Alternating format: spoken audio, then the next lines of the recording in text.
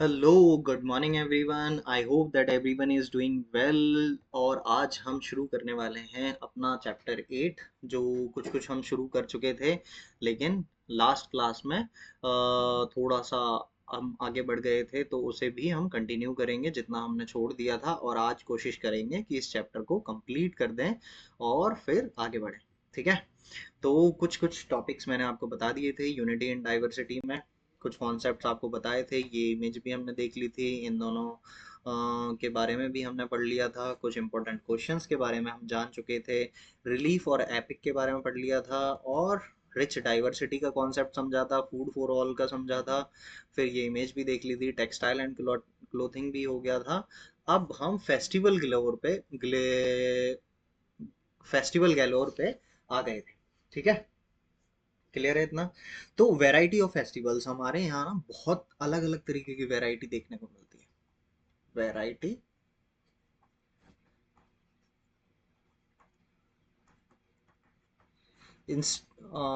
Interestingly अगर मैं इसे इमेंस वैरायटी ऑफ फेस्टिवल बोलूं, मतलब हमारे यहाँ फेस्टिवल्स की कमी थोड़ी है। हर दिन अगर हम सेलिब्रेट करना चाहें तो हमारे पास हर दिन के हिसाब से फेस्टिवल्स हैं। हमारे पास बहुत सारी चीजें देखने को मिलती हैं। जैसे अभी रेनी सीजन आने वाला है, तो आपको इस टाइम पे भी काफी सारे फेस्टिवल्स देखने को मिलेंगे।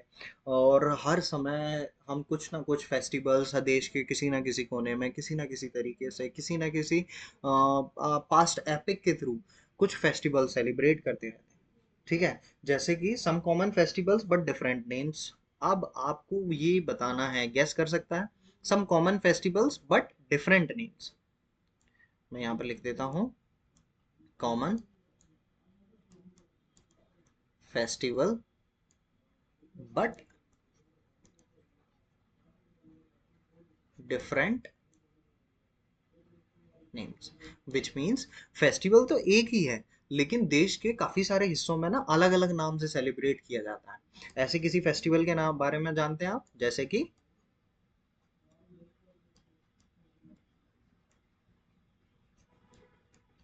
मकर संक्रांति, जो कि आपकी जैन 14 को सेलिब्रेट किया जाता है।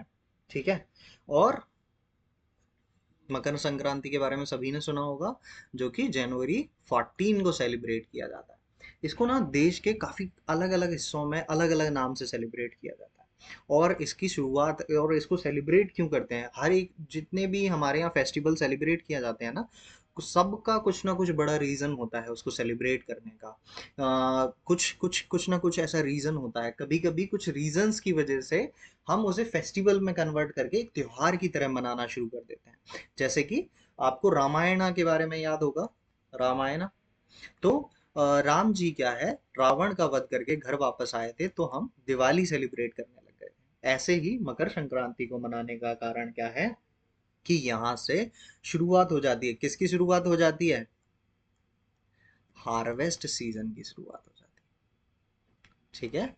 तो मकर संक्रांति के बाद से हार्वेस्ट सीजन की शुरुआत हो जाती है, इसीलिए मकर संक्रांति को मनाया जाता है। जैसे कि आप देख पा रहे होंगे यहाँ पर different name of similar festival across India about the same date. जैसे शिशुर, ये क्या लिखा है, संक्रांत, माघी लोरी, और कच्ची परवा, मकर संक्रांति, उत्तरायण भी कहीं कहीं पर बोलते हैं। मकर संक्रांति, मकर संक्रामना, मकरा विलक्कु, पोंगल, पेड़ी पंडुयुआ, मकरा संक्रांति। सॉरी हाँ अगर मैं कुछ नाम गलत प्रोनाउंस कर रहा हूँ, बट इतने सारे नामों से सेम फेस्टिवल सेम टाइम पे पूरे देश में मनाया जाता है। जैसे लोहड़ी बोला जाता है आपके पंजाब वाले रीजन में, हरियाणा वाले रीजन में मकर संक्रांति सेंट्रल इंडिया में बोला जाता है। आपका गुजरात वाले रीजन में उत्तरायण बोला जाता है। ऐसे तमिलनाडु वाले रीजन में पोंगल बोला जाता है। ऐसे ही माघ बिहू आपके असम वाले रीजन में, ईस्टर्न इंडिया में देखने को मिलता है। कच्ची कच्ची परवा देखने को मिलता है आपके यूपी बिहार वाले रीजन में।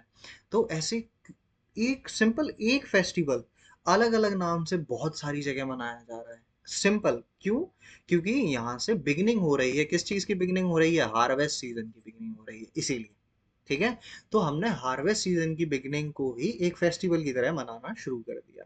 बस उसके नाम अलग अलग जगह पर अलग अलग देखने को मिलते हैं। आई होप ये क्लियर हो गया होगा। ऐसे ही हम काफ़ी सारे फेस्टिवल मनाते हैं। कुछ फेस्टिवल्स के नाम मैंने आपको पूछे थे लास्ट टाइम, जैसे कि बंगाल में क्या फेमस है, याद है किसी को?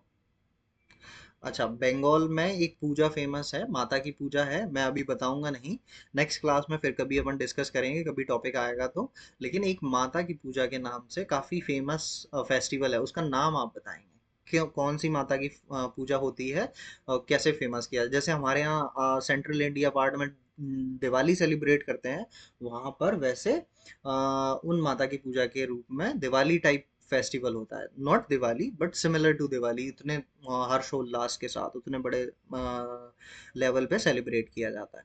ठीक है, क्लियर है? चलिए आगे बढ़े। फिर एपिक स्प्रेड।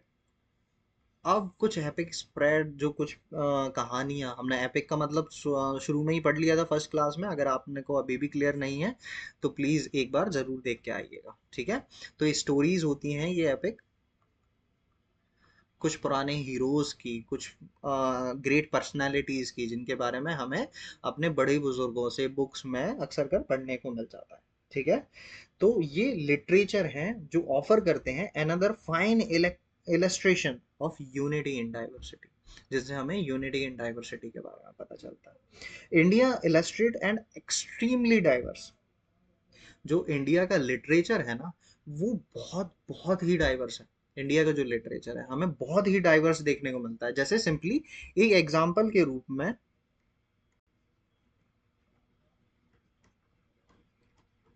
पंचतंत्र स्टोरीज के बारे में मैंने फर्स्ट क्लास में भी शायद इसके बारे में डिस्कस किया था। तो यहाँ पर काफ़ी डिलाइटफुल स्टोरीज हमें देखने को मिलती हैं, जो कि ह्यूमन और एनिमल्स के रिलेशंस के बारे में हमें काफ़ी सारी स्टोरीज देखने को मिल जाती हैं। ओरिजिनली ना पंचतंत्र स्टोरीज संस्कृत लैंग्वेज में थी।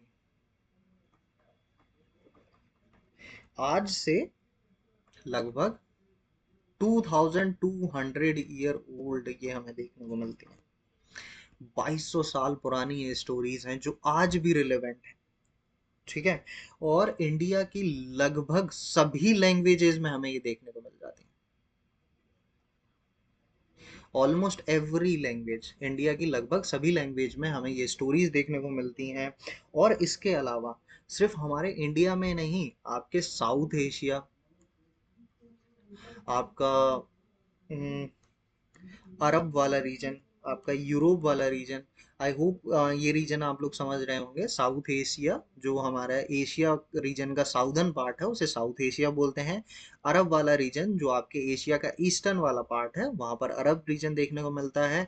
और वेस्टर्न पार्ट जो है वो अरब रीजन देखने को मिलता है। उसके अलावा आपके एशिया के वेस्ट में आपको यूरोप भी देखने को मिलता है। ठीक है, क्लियर है? तो वहां पर भी ये स्टोरीज हमें देखने को मिलती हैं। अराउंड द वर्ल्ड लगभग 50 लैंग्वेजेस में हमें ये स्टोरीज देखने को मिल जाती हैं। कितनी पॉपुलर है, कितने सारे लैंग्वेजेस में स्प्रेड हो रखी हैं, कितने अलग अलग तरीके से हमें ये सारी चीज़ें देखने को मिल जाती हैं, जो कि पहले सिर्फ संस्कृत लैंग्वेज में थी। धीरे धीरे उन्हें कन्वर्ट करके हिंदी, इंग्लिश, तमिल, तेलुगु, कन्नड़, इन सभी लैंग्वेजेस में हमें देखने को मिल गई, इवन नॉट इन इंडिया। और ये स्टोरीज इतनी पॉपुलर हुई कि आपको साउथ एशिया में, आपके अरब रीजन में, यूरोप में, ऐसी काफ़ी सारी कंट्रीज में हमें ये पंचतंत्र स्टोरीज देखने को मिल जाती हैं। आई होप इतना क्लियर हो गया होगा। इसके अलावा दो एपिक्स और देखने को मिलते हैं। एक तो है आपका रामायण, और दूसरा है आपका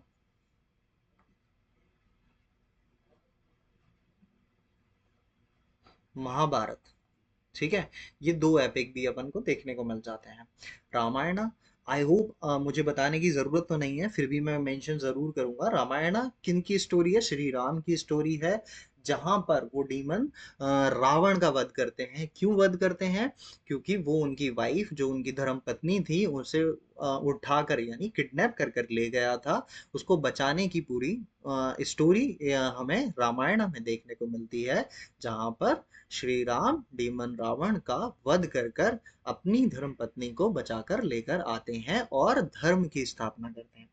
तो स्पेशली एक चीज हमेशा याद रखिएगा कि जितनी भी हमें ये स्टोरीज देखने को मिलती हैं वहां पर कंक्लूजन हमें देखने को मिलता है कि रीस्टैब्लिशमेंट ऑफ धर्म, जहां पर धर्म की दोबारा स्थापना की गई है। ठीक है, इनका कंक्लूजन हमें ये देखने को मिलता है। सिंपली महाभारत में भी आपको यही देखने को मिलता है। महाभारत किसकी स्टोरी है भाई? महाभारत पांडव और कौरवों की स्टोरी है, जहां पर पांडव्स क्या है, अपने ही कजन कौरवों से युद्ध करते हैं। क्यों? क्योंकि कौरवों ने उनकी धर्म पत्नी का अपमान किया था, इसीलिए पांडव क्या है, कौरवों से, अपने कजन से, खास भाइयों से लड़ाई करते हैं, युद्ध करते हैं, ताकि वो अपनी पत्नी के जो सम्मान है उसकी रक्षा कर सकें और धर्म की स्थापना की जा सके। तो समझ में आ रहा है कितनी एपिक टेल्स हैं ये, कितने इंटरेस्टिंग इंटरेस्टिंग वे में हमें पढ़ने को मिल जाती हैं, देखने को मिल जाती हैं। इवन रामायण और महाभारत के अपने अपने वर्जन लगभग हमें पूरे भारत में देखने को मिलते हैं, जहां पर सभी लोगों ने इसे अपने अपने तरीके से अपनाया है, अपने अपने तरीके से माना है। ठीक है, समझ में आ रहा है। इनमें से कुछ ट्राइब्स भी हैं, जैसे कि भील ट्राइब देखने को मिलेगी आपको, उसके अलावा गोंड ट्राइब देखने को मिलेगी, फिर मुंडास देखने को मिल सकते हैं आपको। ठीक है, जहां पर इन ट्राइब्स ने भी जो ये एपिक टेल्स हैं, रामायण महाभारत, इनको भी अपनाया है, इनको भी अपने वर्जन में, यानी अपने तरीके से अपनी स्टोरीज में डाला है। ठीक है, जरूरी नहीं कहीं पर भी आपको एग्जैक्ट जैसी एक बुक में लिखी है वैसी दूसरा रीजन या दूसरा रिलीजन या फिर दूसरा ट्राइब आपको सेम पैटर्न में फॉलो करते हुए दिखे, लेकिन कहीं ना कहीं आप उनसे रिलेट कर पाएंगे, सिमिलर स्टोरीज आपको देखने को मिलेंगी। ठीक है, तो यहाँ पर हमने तीन एपिक टेल्स के बारे में हमने जाना, पंचतंत्र, रामायण महाभारत के बारे में। रामायण राम श्री राम और रावण की स्टोरी है, जहां पर वो अपनी वाइफ को बचा कर लेके जाते हैं क्योंकि डीमन रावण उनको किडनैप करके ले गया था। महाभारत भी हमें देखने को मिलती है, जहां पर फिर से धर्म की स्थापना के लिए पांडव अपने ही भाई कौरवों से लड़ते हैं, युद्ध करते हैं और वापस से धर्म की स्थापना करते हैं। ठीक है, समझ में आ रहा है। फिर ऐसे ही काफी डिफरेंट डिफरेंट क्लासिकल आर्ट, उसके अलावा क्लासिकल आर्किटेक्चर,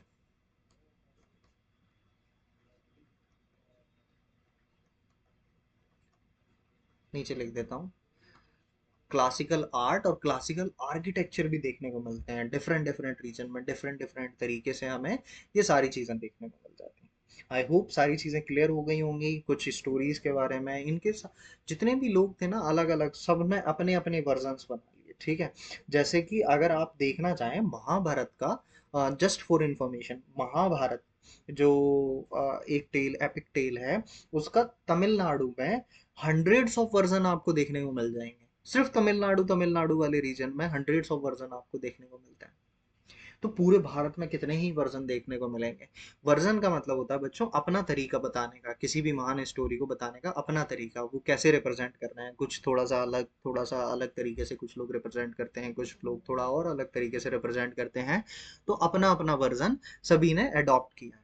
ठीक है, क्लियर हो गया इतना? चलिए आगे बढ़े। ये कुछ एक पेंटिंग है जो कि major episode from the Ramayana, 18th century Himachal Pradesh की एक ये पेंटिंग है, जो कि रामायण का एक मेजर इंसिडेंट बताती है, जहां पर ये रावण माता सीता का हरण करके ले जा रहा है, फिर यहाँ पर सीता जी को बचाने की कोशिश हो रही है, और ये कुछ पेंटिंग में आपको देखने को मिलता है। ये 18th सेंचुरी की हिमाचल प्रदेश की पेंटिंग है। ठीक है, और ये क्या है? Panch Pandavar, a carved stone in a forest of the Nilgiris Tamil Nadu. तो एक चीज फिर से, वैशाली हमें कहाँ देखने को मिला था? वैशाली हमें बिहार में देखने को मिला था, और नीलगिरी तमिलनाडु में देखने को मिलता है। ठीक है, नीलगिरी माउंटेन रेंज है जो कि तमिलनाडु में देखने को मिलती है। Depicted the 5 Pandava brother, the shrine containing this stone is maintained by Irula tribes. ये इरूला ट्राइब्स ने मेंटेन की है। Commemorate the Pandavas passing through the area, किस किस उपलक्ष्य में? कि यहाँ से पांडवास पास हुए थे। एक इम्पॉर्टेंट चीज, और ये जितनी भी टेल्स है ना, इनमें हमें ये देखने को चल मिलता है, जैसे रामायण आपको देखने को मिल रही है या महाभारत आपको देखने को मिले, तो इन्होंने लगभग पूरा भारत यानी इंडिया कवर किया है। तो अलग अलग जगह हमें अलग अलग एविडेंसेस देखने को मिल जाते हैं। ठीक है, चलिए आगे बढ़ें। तो कुछ इंपॉर्टेंट पॉइंट्स इसके आगे बढ़ने से पहले, India offer immense diversity in the landscape. Landscape हमने डिस्कस कर ही लिया, पीपल्स डिस्कस कर लिए, language, dress, food, festival, customs, traditions, ये सारी चीज़ें हम डिस्कस कर चुके हैं कि इमेंस डाइवर्सिटी देखने को मिल जाती है। और एक एक टॉपिक करके भी हमें ये देखने को मिला। Diversity is easy to perceive in many fields. मतलब डाइवर्सिटी को अडॉप्ट करना, परसीव करना बहुत ईजी है, but there is also an underlying unity. तो अंदर ही अंदर कहीं ना कहीं हमें वो यूनिटी भी देखने को मिलती है। India's unity celebrate diversity. India की जो यूनिटी है, इंडिया की जो एकता है, वो सेलिब्रेट करती है, मनाती है किसको? डाइवर्सिटी को। Because diversity does not divide, diversity divide नहीं करती, एनरिच करती है, आपको आगे बढ़ाती है। ठीक है, अब कुछ क्वेश्चंस इस चैप्टर से रिलेटेड, उससे पहले हम एक बार क्विक रिवाइज कर लेते हैं शुरू से लास्ट तक, फिर उसके बाद हम आएंगे क्वेश्चंस पे।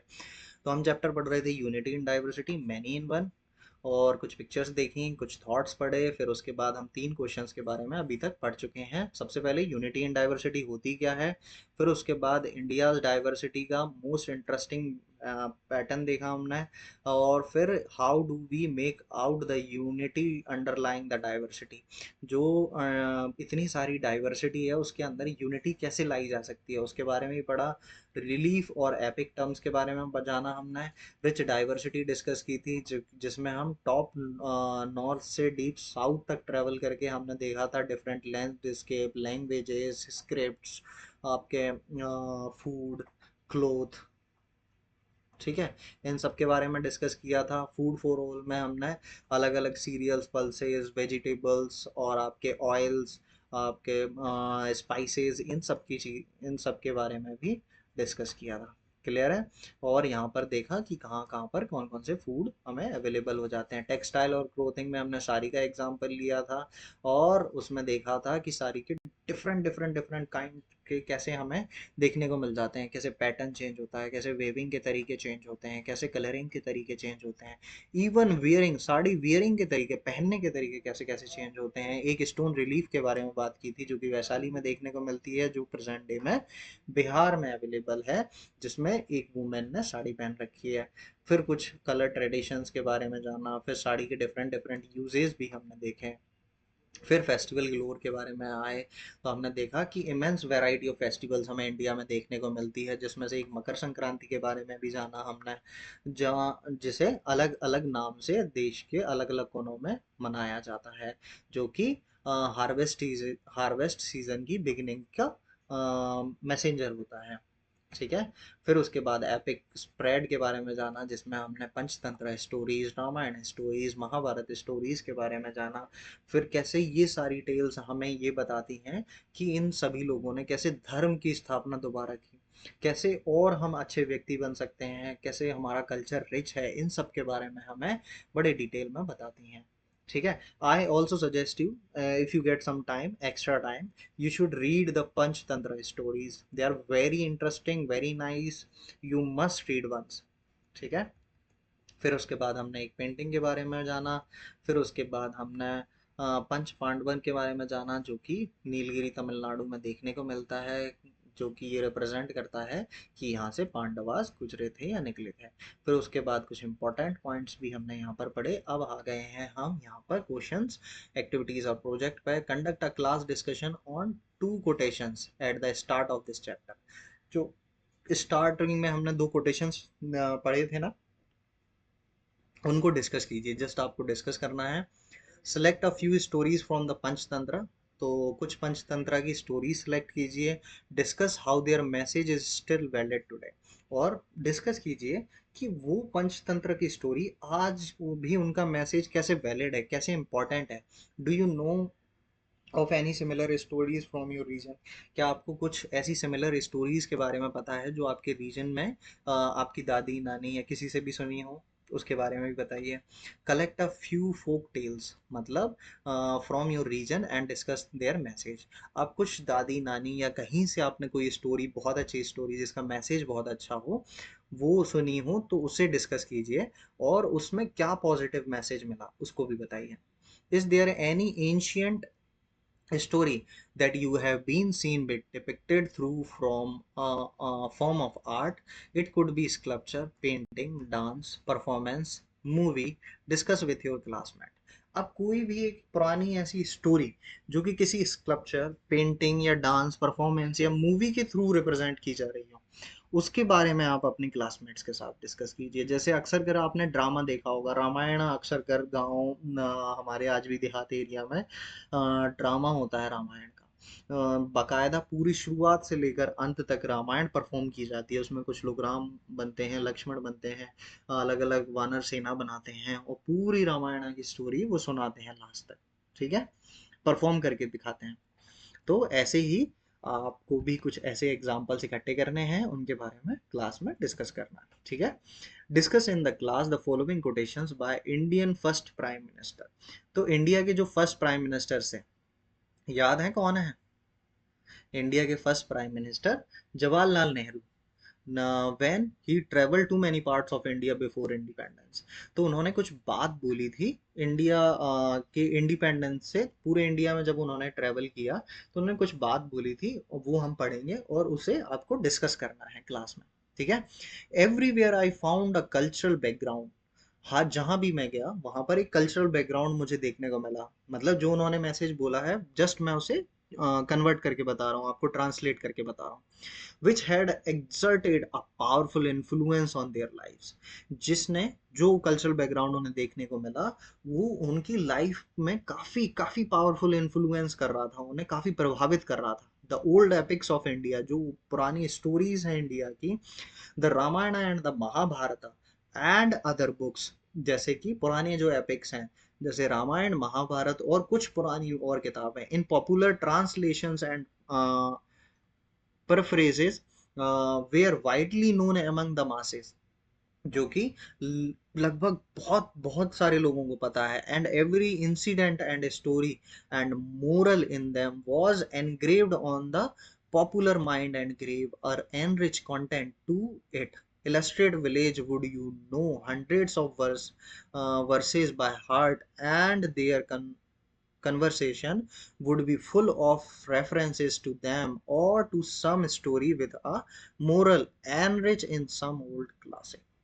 अब आपको ये सारी चीजें डिस्कस करनी है कि उन उन रामायण या महाभारत जैसी स्टोरीज से आपके यहाँ कौन सा वर्जन देखने को मिलता है, उनसे आपको क्या पॉजिटिव मैसेज देखने को मिलता है, और काफी सारे लोगों के माइंड पर कितना परफेक्ट और कितना क्या बोलते हैं, पावरफुल इन्फ्लुएंस करके गई हैं ये स्टोरीज, उनके बारे में आपको डिस्कस करना है।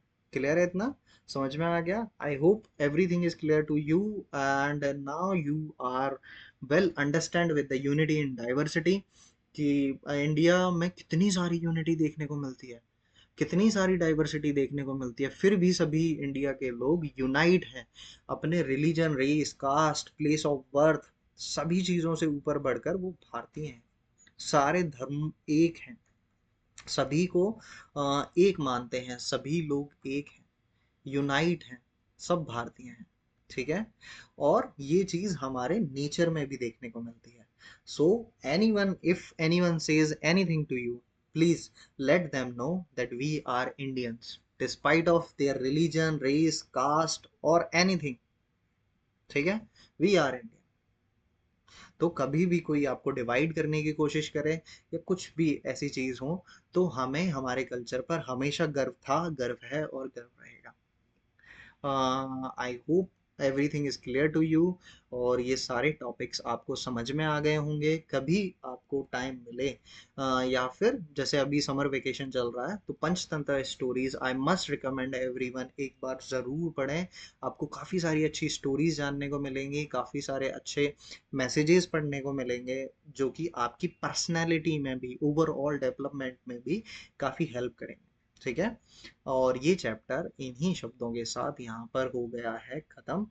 तो नेक्स्ट क्लास में हम मिलेंगे चैप्टर 9 के साथ, जो कि रहने वाला है बहुत इंटरेस्टिंग, और आपको वहाँ पर एक सरप्राइज भी मिलेगा, मतलब इंफॉर्मेशन के रूप में, जो कि बहुत ही इंटरेस्टिंग रहने वाला है।